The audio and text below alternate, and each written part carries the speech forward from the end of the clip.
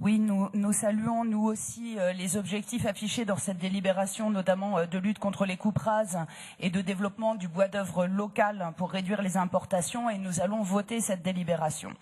Beaucoup de choses ont été dites pendant la discussion sur les amendements. Je voudrais du coup en profiter pour parler des aspects qui n'y sont pas, des dimensions essentielles de la forêt et des services écosystémiques qu'elle rend, et rappeler aussi qu'au-delà de la coupe du bois, il y a également un intérêt à laisser les arbres debout et droit.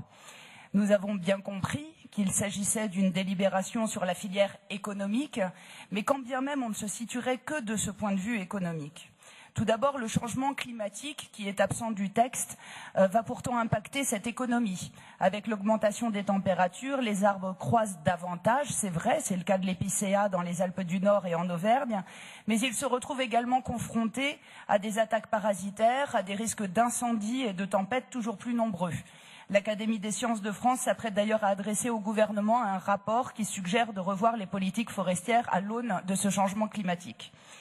Deuxième point, les ressources en essence locale, faune et flore de nos forêts sont aussi évidemment un atout touristique et agricole dans le cas de l'agroforesterie. Enfin, les arbres sont un puits de carbone, ils limitent l'effet de serre, ils limitent aussi le ruissellement, les risques de crues et d'inondations et réduisent la pollution des nappes en pompant les surplus d'azote des engrais agricoles. Alors une forêt, ce n'est pas qu'une réserve de bûches et de planches, une forêt c'est beaucoup plus que ça. Je vous recommande d'ailleurs de lire La vie secrète des arbres. C'est surprenant et croyez-moi, vous ne regarderez plus jamais une forêt de la même manière.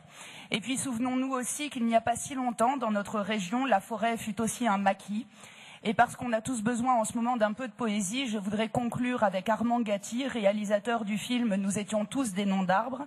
Cet ancien résistant prenait le temps, entre deux combats, d'aller lire aux arbres les cahiers de prison d'Antonio Gramsci.